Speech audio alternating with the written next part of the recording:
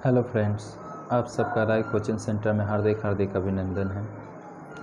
अगर आप हमारे चैनल पर फर्स्ट टाइम विज़िट कर रहे तो कृपया कर इस चैनल को लाइक करें, सब्सक्राइब करें, शेयर करें और बेल के आइकन को दबा दें। आज हम लोग वेस्ट बंगाल से संबंधित क्लास 10 फिजिकल साइंस का फर्स्ट चैप्टर के बारे में अध्ययन करने वाले हैं। फर्स्ट चैप्टर जिसका नाम है हमारे पर्यावरण के प्रति अभिरुचियाँ, ठीक, कंसर्न अबाउट आवर इन्वायरमेंट। यहाँ पर फर्स्ट चैप्टर को पढ़ने से पहले कुछ विशेष बातें हैं जिसके बारे में हम सभी को जानना ज़रूरी होता है, ठीक। जैसे कि पर्यावरण, ये पर्यावरण क्या होता है? तो परि प्लस आवरण, अर्थात हमारे चारों तरफ का जो आवरण होता है, जो घेरा होता है, वही पर्यावरण कहलाता है, ठीक। यानी हमारे चारों तरफ जो आवरण जिससे हम लोग ढके हैं वही हमारा पर्यावरण होता है। दूसरा है पर्यावरण दिवस कब मनाया जाता है? तो पर्यावरण दिवस के बारे में बताया कि ये प्रत्येक वर्ष 5 जून 1972 से ही इसकी शुरुआत हुई है। तीसरा है कि वायुमंडल की गैसों का, हम लोग भली भांति जानते हैं कि हमारे वायुमंडल में 78% नाइट्रोजन, 21% लगभग एक तरह से कहे तो ऑक्सीजन और 0.03% कार्बन डाइऑक्साइड है। तो ये जो अधिकांश जो गैसें हैं, इन गैसों का वायुमंडल में बताया जाता है कि 97% भाग का 29 किलोमीटर की ऊंचाई पे ये सभी गैसें पाई जाती है। यानी वायुमंडल में जितनी भी गैसें पाई जाती है वो लगभग वायुमंडल की 29 किलोमीटर की ऊंचाई पर ये सभी गैसें आपको देखने को मिल सकती है, 97% भाग गैसों का। अब बताया गया है कि वायुमंडल की जो प्रमुख गैसें हैं, प्रमुख गैस में बताया गया है नाइट्रोजन, जिसका परिमाण 70% है, ऑक्सीजन 21% लगभग, और ऑर्गन का भी बताया गया है 0.94, कार्बन डाइऑक्साइड 0.003%। अब आते हैं हम लोग ओजोन गैस, सूर्य से आने वाली जो पैराबैंगनी किरणों को अवशोषित कर वायुमंडल को ठंडा रखती है। ये जो ओजोन गैस O3 है, ये O3 गैस सूर्य से आने वाली जो पैराबैंगनी किरणें होती है, अल्ट्रा वोल्टेज किरण होती है, उस किरण को अवशोषित कर हमारे वायुमंडल जहाँ पर हम लोग रहते हैं उसको ठंडा रखता है। उसके बाद अगला जो पॉइंट है हम लोग का, अधोमंडल में मौसम संबंधित घटनाएँ होती हैं, यानी जिसको परिवर्तन मंडल कहा जाता है या क्षोभ मंडल। इस मंडल में आंधी, तूफान, वर्षा, चक्रवात आदि घटनाएं, मौसम संबंधित घटनाएं आपको देखने को मिलता है। समताप मंडल में जेट प्लेन और मौसम की जानकारी लेने वाले बेलूम आते हैं। कहाँ पर? समताप मंडल में जेट प्लेन और मौसम की जानकारी लेने वाले बेलूम आते हैं। मध्य मंडल में ज़्यादातर उल्का पिंड जल जाते हैं। ये जो मध्य मंडल होता है वहाँ पर क्या देखने को मिलता है कि ज़्यादातर जो उल्का पिंड, जो उल्का टूटता है, वहाँ पर जाते तो सब क्या होता है, जलकर भस्म हो जाएगा। तापमंडल में अंतर्राष्ट्रीय अंतरिक्ष स्टेशन और अंतरिक्ष यान चक्कर लगाते रहते हैं और ध्रुवीय ज्योति इसी परत में आपको देखने को मिलता है। बहिमंडल वायुमंडल का सबसे बाहरी भाग है। वायुमंडल के जो भाग हैं उनमें बहिमंडल को सबसे बाहरी भाग बताया गया है, जिसके बारे में जलवायु संबंधित कोई भी अभिक्रिया देखने को नहीं मिलती है।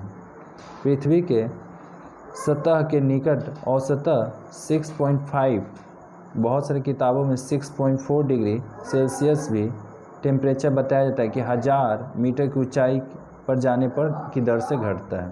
यानी आप 1000 मीटर की ऊंचाई पर जाते हैं तो 6.4 या 6.5 डिग्री सेल्सियस की दर से टेम्परेचर जो होता है वो कम होता है।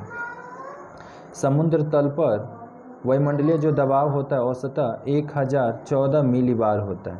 यानी समुद्र के जो तल होता है वहाँ पर जो वायुमंडल का जो दबाव होता है 1014 मिलीबार होता है। संवहन प्रभाव के कारण विभिन्न स्थानों पर वायु दाब में अंतर आता है, जिसके कारण क्या होता है, दबाव के कारण आंधी या तूफान की शुरुआत होती है।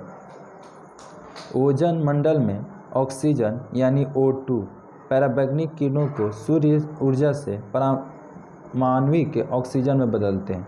यानी ओजोन मंडल में जो ऑक्सीजन होता है O2, ऑक्सीजन यानी O2 पराबैंगनी किरणों की ऊर्जा से परमाणविक ऑक्सीजन में बदलते हैं और ऑक्सीजन के अणु से मिलकर O3 में निर्माण करते हैं। यानी O2 से ही हम लोग का O3 का निर्माण होता है। ठीक, ओजोन मंडल।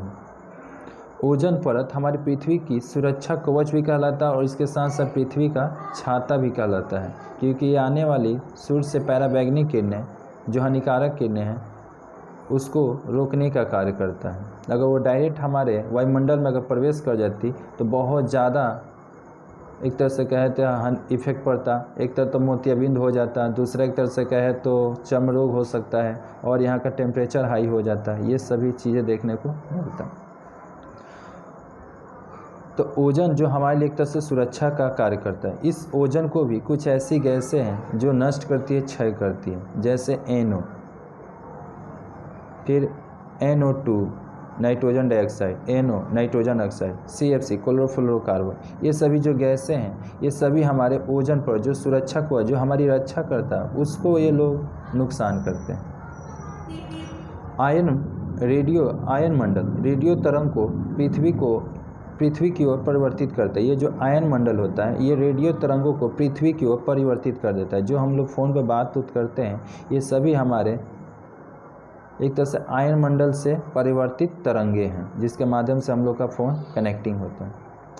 आयन मंडल में उत्तरी ध्रुव के पास सुमेरु ज्योति तथा दक्षिणी ध्रुव के पास कुमेरु ज्योति देखी जाती है।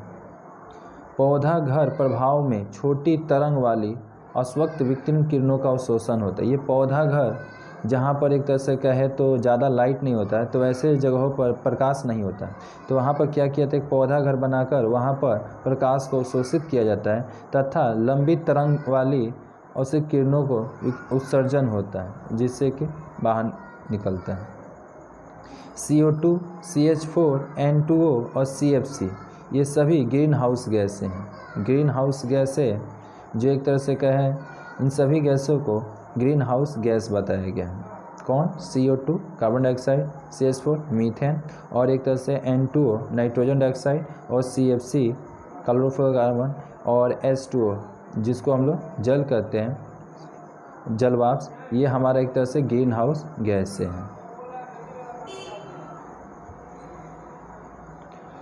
ग्रीन हाउस इफेक्ट के कारण पृथ्वी की सतह का तापमान क्या होता है, दिन प्रतिदिन बढ़ते चला जा रहा है।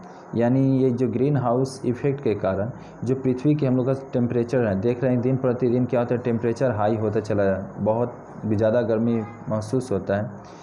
ये हमारा ग्रीन हाउस इफेक्ट के कारण, ग्रीन हाउस गैस के चलते होता है, यही ग्रीन हाउस इफेक्ट। आज विश्व की जलवंत समस्या में एक सबसे बड़ी समस्या ग्लोबल वार्मिंग को बतलाया गया, जिसके लिए जिम्मेदार अधिकांश कारक मानव जनित हैं। ये मानव यानी हम सभी मनुष्य ही एक तरह से कहें तो ये ग्लोबल वार्मिंग के सबसे बड़े कारक हैं।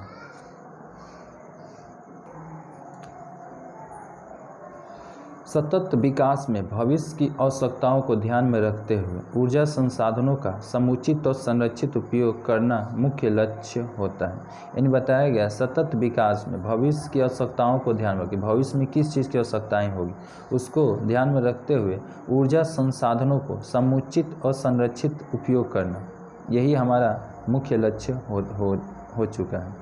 गैर नवीनकरणीय ऊर्जा स्रोत क्या होते हैं? गैर एक नवीनकरणीय ऊर्जा स्रोत होता है। तो सबसे पहले आप लोग ये जान लीजिए कि नवीनकरणीय ऊर्जा स्रोत क्या है। तो जिनका उपयोग बार बार किया जा सकता है, जैसे सौर ऊर्जा, पवन ऊर्जा, ज्वारीय ऊर्जा, ये वातावरण को कभी दूषित नहीं करते हैं, ठीक, और ये कभी नष्ट होने वाले भी नहीं है। एक तरह से सूर्य अगर नष्ट हो जाता तो हम ही लोग कहाँ से बचेंगे, पवन अगर नष्ट हो जाएगा तो हम लोग कहाँ से जीवित रहेंगे। तो ये नवीनकरणीय ऊर्जा है जो नया है एक तरह से। और एक गैर नवीनकरणीय ऊर्जा है जैसे कि जिस ऊर्जा का प्रयोग बार बार नहीं किया जाता, जैसे ये एक बार नष्ट हो जाने पर इनको उगाने में करोड़ों वर्ष लग सकते हैं, जैसे कोयला, लकड़ी, पेट्रोल, ये सभी एक तरह से कहे तो हमारे वायुमंडल को दूषित करते हैं। उसके बाद है हमारा परंपरागत ऊर्जा स्रोत और एक होता है गैर परंपरागत ऊर्जा स्रोत। तो वैसे ऊर्जा के स्रोत जैसे कि जीवाश्म ईंधन, लकड़ी वातावरण को दूषित करते हैं। जल, विद्युत और परमाणु ऊर्जा उत्पादन से हमारे वातावरण को खतरा हो सकता है। ये हमारे परंपरागत ऊर्जा स्रोत होते हैं।